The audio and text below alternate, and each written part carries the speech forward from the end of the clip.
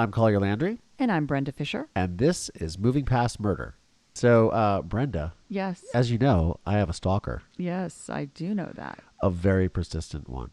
Yes. Going on for a couple of years. I mentioned the stalker in the previous episodes, and so a few people wrote to me and said, "You have a stalker? I must hear more." One of my really good friends, Barbara Ann, she lives up in Washington State. She's a wonderful human and very talented cake maker, baker. She does these cakes that are just insane. Her company's called Cake Rhapsody. It's amazing. She does a wonderful job. Nice. Been on like Food Network and Halloween Wars and all these. Yeah, she's like a sugar artist. That's a talent. It's a real talent. It's like next level stuff. Anyways, so Barbara Ann says to me, "You have a stalker? I must hear more." And so, yeah, I'm going to talk more about that. I was supposed to call her, but I figured, you know what? Might as well tell everyone, right? Yes. Let's go through this. So I want to check really fast. I wanted to see, because I've blocked her on all forms of communication, right? Right. But I wanted to see if I could find another, like, one that slipped through the cracks, because one slipped through the cracks a couple of months ago, and that's the one I want to talk about. Okay. So let's get to it, shall we? Let's do it. All right. Testimony continued today in the most notorious criminal trial in Richland County history. Dr. John Boyle is accused of killing his wife Maureen and burying her body in the basement of his new home in Erie, Pennsylvania. I did not kill Maureen. I never harmed her at all. The 12-year-old son of accused murderer Mansfield Dr. John Boyle finally took the stand. As I heard a scream, I heard a thud. It was about this loud. The jury in this case find the defendant guilty. I confront my incarcerated father in prison. And finally, I'm going to have that moment where I can ask this man, "Why, Dad? Why did you do this?" Everyone knows it's premeditated. What I want to know is why. Collier, I have told you the truth. This is a psychopath. He's believing it while he's saying it. Do you think you're a sociopath? No. Okay, so Brenda, Yes. the stalker. Okay. And so I'll give a quick little backstory. So this girl approached me a few years ago. She had seen a murder in Mansfield. And I want to leave out, I'll leave out some of the details just because. But she was a victim of a tragic school shooting in another state and had wanted to do a documentary on it and was doing all these really good things. And she was going to, Yes. she wanted to do this, forgiveness seminar and have me speak at it, and was really moved by the documentary, and everything seemed very legitimate. And then, she wanted to make this documentary, and I said, "Great, I'd love to do that." I found it fascinating. I did some research. I was like, "Oh, okay." And then my girlfriend at the time, who was a filmmaker as well, got involved because she's like, "Well, you need to get us both work," because that's how she was. And so I involved her, and then they didn't get along. And then she said, "Oh, this girl just has a crush on you. She just wants to do this documentary." Mm-hmm. Anyways, so I abandoned the sort of idea of it and didn't talk to her because, it just was creating friction in my relationship. And when you're in a relationship with someone, you don't want to create friction. And when someone's also very controlling, like my ex-girlfriend was, you also don't want to do that. So anyways, that said, the girl ended up reaching out to me a few months later. I was open to it. I was looking to leave my relationship, or at least separate some space. And I thought, okay, well, if I could do this would be really cool because I'm still interested in the subject. Mm-hmm. I just don't want the girlfriend to be involved. I'd rather just go do it. And, it wasn't about money. I was like, I'll split the money with her. I just don't want her involved because she just creates drama, right? So, because I thought, there's a chance that this is legitimate. Then I broke up with the girlfriend and I became close to this girl. We were talking a lot and things like that. Now, this girl lives on the other side of the country, and that was it. We just communicated, and she was talking to me at that time, but there was something always a little off, and she would always claim that she was terminally ill and things of that nature. I wanted to still do the project. I thought it was very interesting material, and I thought she was legitimate because I don't go around trying to not be legitimate. Right. Anyways, I was going through this terrible breakup with the ex, and her and I were talking a lot, and she's like, "Oh, I feel bad because you guys broke up because of me." And I was like, "No, it's not really that. There was a lot of issues, and doesn't matter." And while the ex was making craziness, this girl, who she had claimed that she was terminally ill and all these things, and that's why she was in a hurry to make this documentary, it apparently, once I came out of my haze, it apparently wasn't true, or didn't seem like it was true. Like, things just didn't add up.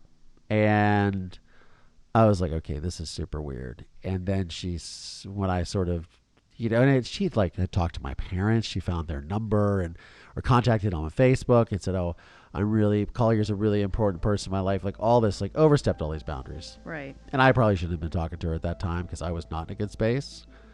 But I was like still interested in doing this documentary. And anyways, I was just like, I can't deal with this because she just sort of completely violated all boundaries and it just got super duper weird. Mm-hmm.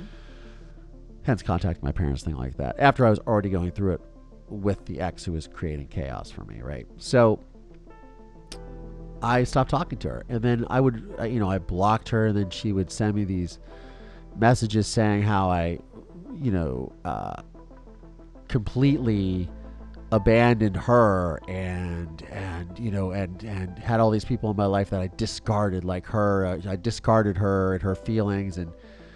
But it started off, it started off saying that literally, like, after I said I can't work with you because it just felt like, bullshit. Like there wasn't anything there. Literally a couple days later, she said, oh, I just sold my documentary concept to Netflix. I just got to deal with Netflix. And then a week later, it was like, I'm going to be on Dr. Phil now because of this. I told them that I know you, but I'm going to expose you for who you are to Dr. Phil. Because I had been on on an episode of Dr. Phil, right? Right. So she made all these things happen within a couple of days. It's like these delusional things. And it was just like, so I would keep getting these messages over like a course of like a year or two, because this was like the end of 2019. So I would get these messages of just crazy, like, okay, now I'm going to sign a deal with this and get this documentary made, and you're now a part of it, but I'm not going to hold back on telling the truth about you. Like all this just crazy stuff, right? So I had started posting things on my YouTube channel, and I'm going to start posting all these episodes up, but I posted like my true crime story, if you will, a backstory so people know about me. Right. And I got a response from her, and it was, I see that you've been through your trauma, but you discard others for your own personal use who are the closest to you and all this, like just all this crazy stuff. Now, mind you, I have never met this person ever in my life. Right. So I don't know how I was discarding this person out of my life other than I think you're crazy and I don't want you to have any part of your nonsense. Right. Because I was always dealing with my own nonsense, and I was going through a really rough breakup that was, the girl was just trying to ruin me for everything that she could. And I seem to have that effect on women, apparently. What is wrong with just breaking up? Just being like, you know what, I'm done. I'm done. I'm good. Yeah. And it's been real. It's been fun, but it hasn't been real fun. But let's just move on. Yeah. Some people just go on full on scorched earth. And I've always heard these horror stories from people, but I never thought, oh, that'll never happen to me because I'm not married. It doesn't matter. No, this was like a divorce. This was like even like settlement agreement. I'm keeping this. You're keeping this. But you're not keeping anything, Collier. I'm keeping all your money, all your stuff from the house. And that's it. And I'm the victim. It just was like the craziest. And at a certain point, you're just like, I can't even deal with this. And then creating chaos with people that she doesn't matter. Yeah. Anyway, so all that to say this, a lot of crazy stuff was happening around this time. So I was getting it from all angles, right? Right. So over the last like year and a half, I would randomly get these messages from her. And then she started, when I posted that video on YouTube a couple months ago, she commented, and I quickly, reported it, deleted it. Okay, great. Then another thing I posted, same comment, you leave people behind that have been here for you. Like, just, what are you talking about? I don't even know you. And and by the way, you were terminally ill. You said you had 6 months to live. And that was 2 years ago. Still here, and that was 2 years ago. Like, it's a miracle. It's a miracle. And it just, and she had a son, and the son was in there. Like, she played on all my heartstrings, right? So she said that she wanted to make this documentary originally because she wanted to leave something for her son. Of course, I'm like, a mother and a son. Yeah. Oh, I can totally relate. And I'll help you any way I can because I'm just that guy. But she was obviously manipulating you because she knew that would pull at your heartstrings and that would get your attention. Absolutely. Which is really insidious when you think about it. Does she even have a son? I heard him, and we did a couple of FaceTimes, and I think I'd seen him. So yes, I believe she does, but I don't know. That is bizarre, if that's the truth. It's totally bizarre, but anyways, there's a point to this whole story. The point is, so I delete these messages off of YouTube in January. Okay. And I'm filming a project in Las Vegas, and it's like, I don't know, I had to be there like 7 a.m, right? And I wake up, and I'm actually at the location, and I'm waiting for the guy to get there to open up the location. It was a boxing gym. I was filming this thing for a boxer who's become a friend. I check my email, and for some reason, an email got through from this person. And I was like, oh my God. And we're going to read that email right now. Now, granted, people already know a lot about me when they watch the documentary. Or I'm sorry, they know, once they watch the documentary, they pretty much know like my whole life story. So it's very easy to like put stuff together, right? Right. Which is really weird because when you're talking to people, it's like, hi, you know everything about me and what's your name? Yeah. So, but that just comes with the territory, and that's just how it is. So, and I embrace that. But anyways, I get this message, and it's, I'm going to put on the glasses again. But it's from this person, and it says, subject, interesting, ... And I thought you should know, Bumper. Now, Bumper is the nickname that my father calls me, and my mother called me growing up. Right. Not a lot of people know this because I don't go by it. And if you weren't in my life previous to the murder of my mother, you probably wouldn't know this. So, and it comes from, I grew up really quick. Before we moved to Ohio, I lived on a naval base in Dahlgren, Virginia, because my father was in the Navy. And the whole reason I got this nickname Bumper was I would walk up to the airplanes and point to the nose cone of the airplane, which just holds the radar system in fighter planes. Right. And I would call it the bumper. So I keep saying bumper, bumper every time I saw the airplanes. Oh. So hence my mother and father called me Bumper growing up. Interesting. And my father continues to call me that when he sends me letters from prison. Or he I talks to me. noticed Yes, that. it's a whole thing. But all that to say this, you would not know that unless you spoke to my father. Right. So I read this and I'm like, oh God, oh Lord. And in this correspondence, she had taken an unprecedented step. Now I got to give you credit. After you get your YouTube comments deleted, if you're going to, push the envelope on the stalkerness, fait accompli.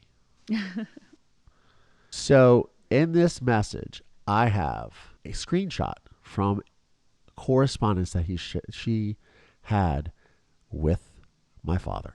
And as I'm looking at it right now, it says back, it says 2 of 25. Now, a lot of times in the prison system in the United States, to communicate with prisoners, you can use email. And specifically, you can use email through a app called JPay, which you're familiar with. We talked about it, I think, the first time we ever met when I came into your office. JPay, you get on a prisoner's list as a verified, visitor or whatever that is, right?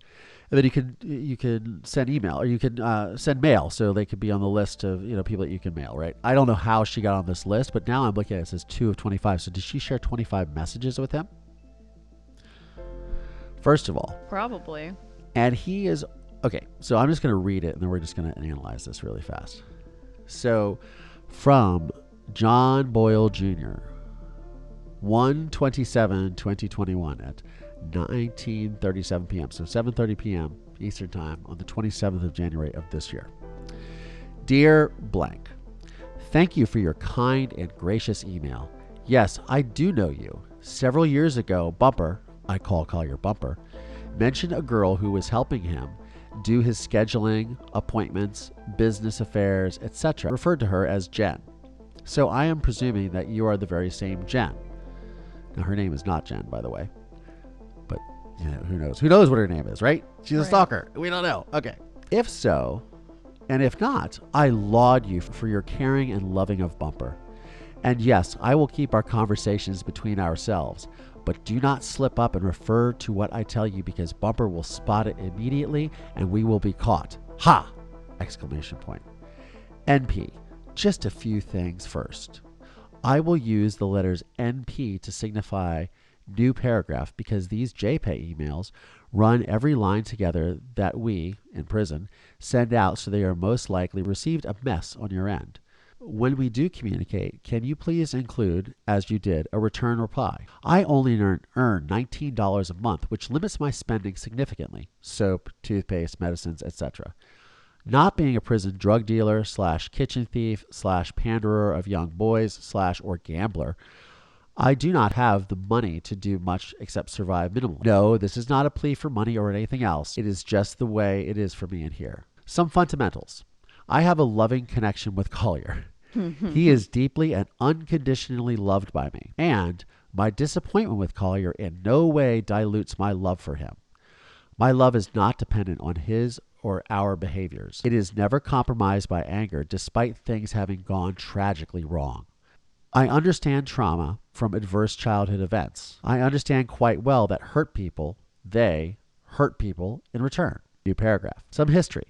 I met Noreen on April 23rd, 1962 at the Hot Shop in Abington, Pennsylvania. I was 19 years old, an Army ROTC student at Penn State University. Noreen was 17 years old and entering her senior year at Cecilian Academy in Philadelphia. Noreen was with her two classmates, Pam Brady and Ann Siddall. I was with a fellow student. Noreen and I were together from that day forward until her death at age 44 years. Until her death. Until her death. Let me see. Until you murdered her. Right. Noreen and I were married on June 1st, 1968 in the basement of a Catholic church in Wynwood, Pennsylvania. We were poor and did not have the money or the pull to be married in the main church upstairs. As we moved forward in our education and part-time jobs, we spent our savings receiving infertility treatments until Collier's birth on February 28, 1978 at Bryn Mawr Hospital, Bryn Mawr, Pennsylvania. Yes, I was born in Philadelphia, guys. Suburban Philadelphia. I assisted in his delivery. I took him to the incubator, cleaned him up, checked for things like toes and fingers, placed a liquid antibiotic in his eyes, listened to his heart and lungs, wrapped him in a hospital swaddling, and presented Collier to his mother. On May 2nd, 1988, my father, Collier's grandfather, died in the very same hospital. New paragraph. I am at a loss for many things to understand with Collier. After he presented his quote-unquote documentary at the Renaissance Theater in Mansfield, Ohio in 2016, he outrageously told other attendees, now by the way, this was not 2016, I made the documentary the end of 2016, came out in 2018, so this was in 2018. He outrageously told other attendees that, quote, if me, ever gets out of prison, I'll kill him, myself. Unfortunately for Collier, he was recorded, and a prison guard brought that in so I could hear it myself. I listened to it for almost 20 minutes, attempting to hear his voice, and not some other fake stuff, and remain thoroughly convinced to this day that was his voice saying the above words about me to others. New paragraph. I have a series of emails from April 2020 to September 2020 from Collier being concerned about me, sending me photos, his house with a pool, his outside gym he constructed, his motorbike, my COVID escape vehicle. In his last email to me on September 18th, 2020, he included pictures of him on a fishing trip with a slew of his friends. After your email, I wondered if you were the girl to his immediate right.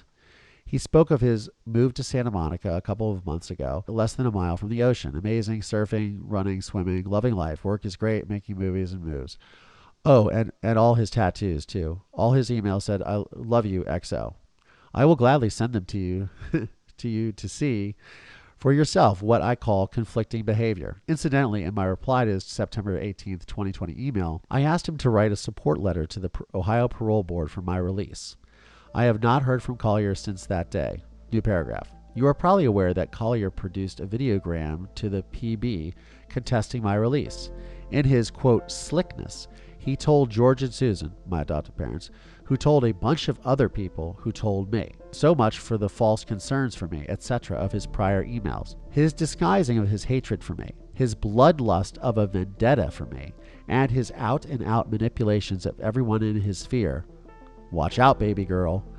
I find his, quote, trauma to be self-serving for Collier.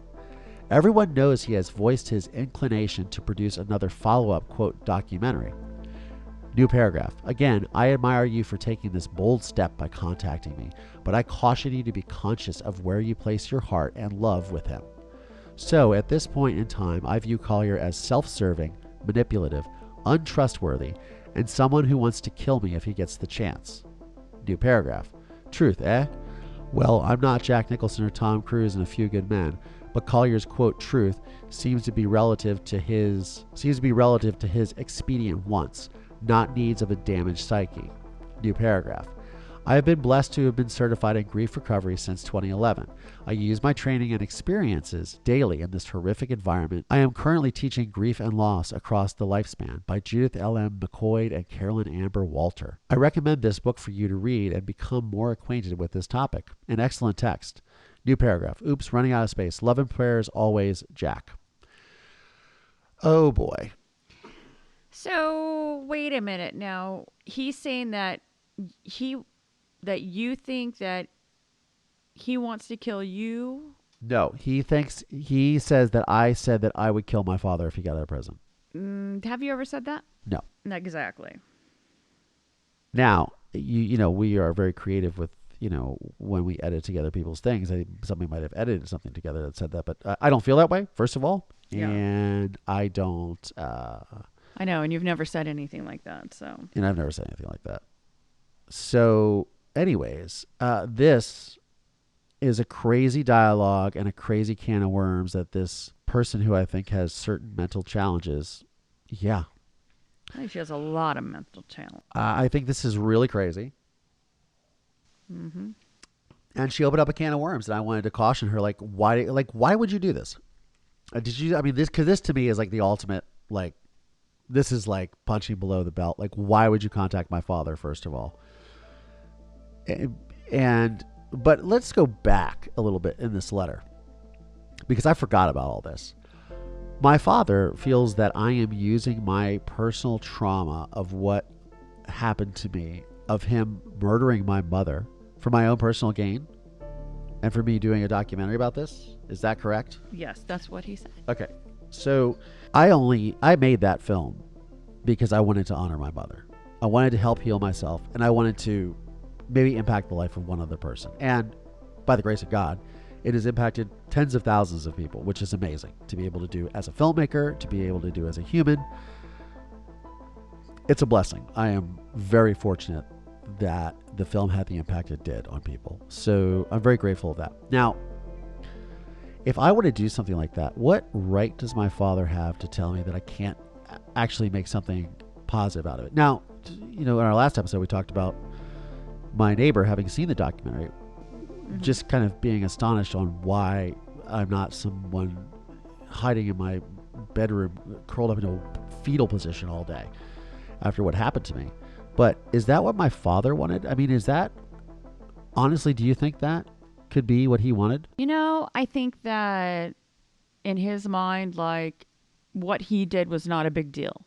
That you shouldn't even be traumatized by her death, because the way that he handled the whole thing, it just, you know, and his attitude now, and the fact that he won't, like, apologize to you for taking your mother away from you.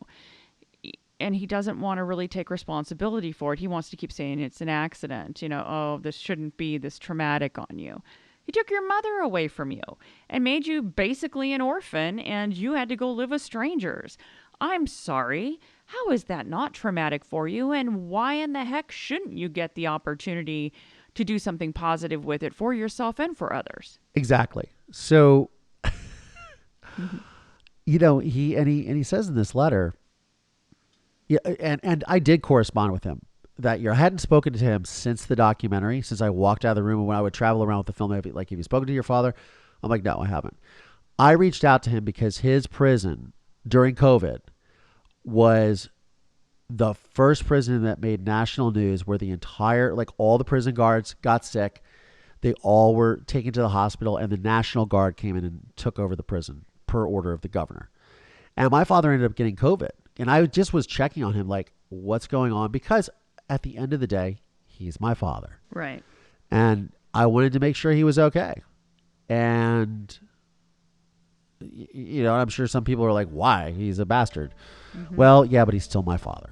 And I wanted to just check, and because I'm that type of human. And then, you know, and then we had some correspondence, and I was happy to talk to him and, you know, hey, this is what's going on with my life. Now, I don't remember him asking me about, you know, about this parole letter. Maybe he did. I don't know. I haven't checked that email account in a while, because I was like done talking to him, because I was like, okay, I've had enough, because he sent back these messages, which I guess I'll read, you know, on camera and on the podcast. But Anyway, he sent these correspondence back, and it was like the same old, like it just, and I'm like, okay, this is too much. I don't need to deal with this anymore.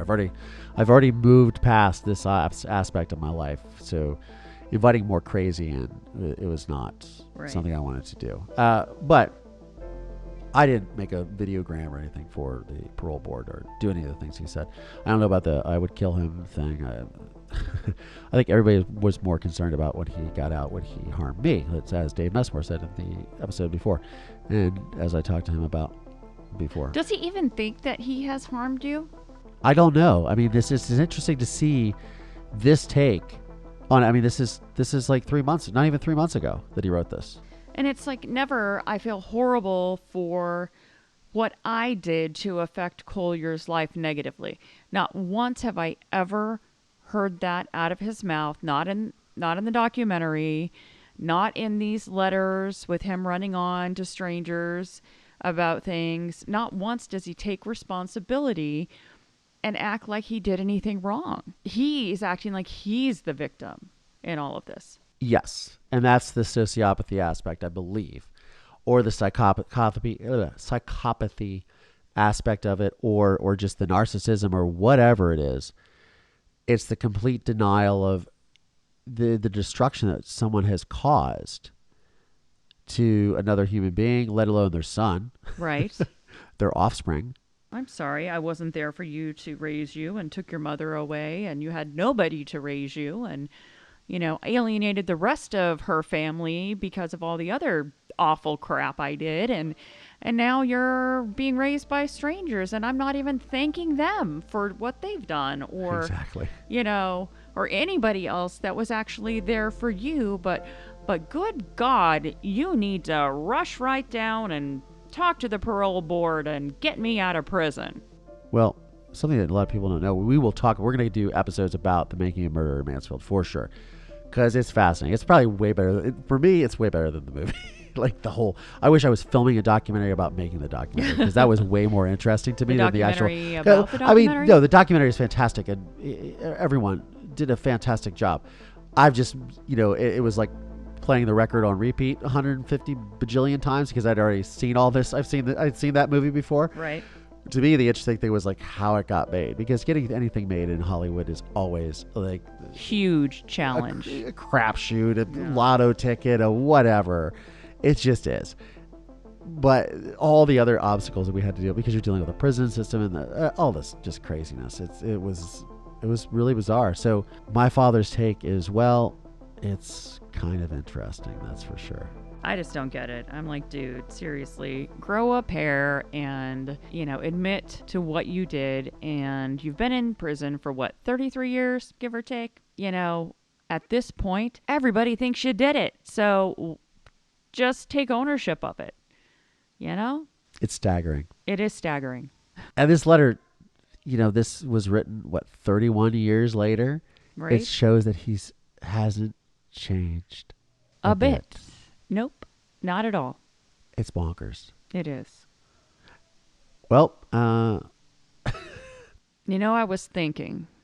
Yeah, go ahead. The more I think about what you said about how this woman came into your life and the different things that she said and how things aren't true, it kind of makes me wonder, like you said about the catfish, what if she isn't real, or she's somebody else, or some sort of plant, and what if that dumb bastard had something to do with her and contacting you? Because why all of a sudden is she reaching out to him and talking to him in prison, and they're having this great back and forth and this conversation, and it's very interestingly, the way that it's put together and how he's speaking to her, and are you this person from this picture, and that type of thing. I don't know. Something just smells fishy. I think we should do some research and find out who she really is. I wonder. That is a really good point. And really, I was, already creeped out, but now I'm like doubly creeped out. So thanks for that, Brenda. Absolutely. Glad I could help. Well, here's even creepier. So my parent, I tell my parents about this, right? And they send me like, I don't know, it was like a month and a half ago or something. They sent you something creepy. Let's see if I can find it here. Oh, here we go. Okay. It's cool. So then on top of it, okay. So after I've told my parents about this weird letter, they get this message from her on Facebook, and they haven't talked to her in forever, right? And I don't remember exactly when the date of this was. So she sent this message to my parents so I didn't respond to her email that she sent me because I was just disgusted by it. Because I was like, okay, this is a new low for everyone. But she writes, she goes, I hope this finds you well. Collier's biological father has contacted me and sent me some very uncomfortable letters, especially with his ongoing relationship with Collier. There is only one way he would have access to know where to contact me. I have not talked to Collier in what seems like forever, but I've been in the hospital most of the year and now on palliative care at home. Could you please ask Collier to give me a call? I've contacted the prison, but these were concerning letters, and I think it would be best that Collier at least know about them. Thank you. Now, mind you, this was about 2 months, at least 2 months after she sent me the email telling me about the letters. Oh, I'm sorry. This was Sunday. She sent it on Sunday, March 21st. Or that's when my mom sent it to me. So I don't know when it was exactly. But she said she got it that day. So yeah, not even a month ago.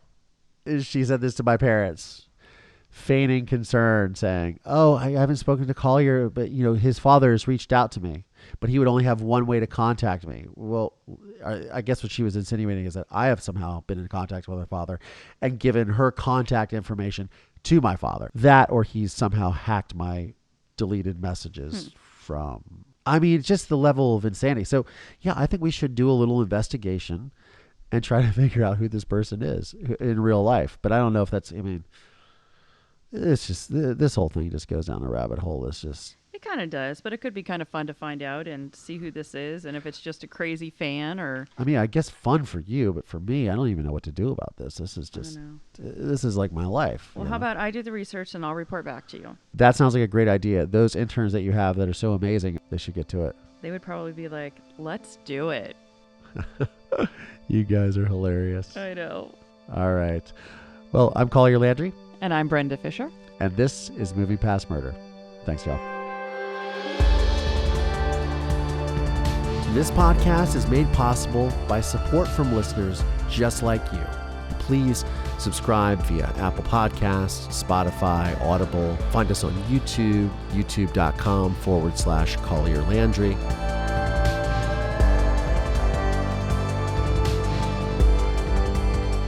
The film A Murder in Mansfield is available on Investigation Discovery, Discovery Plus, and Amazon Prime Video.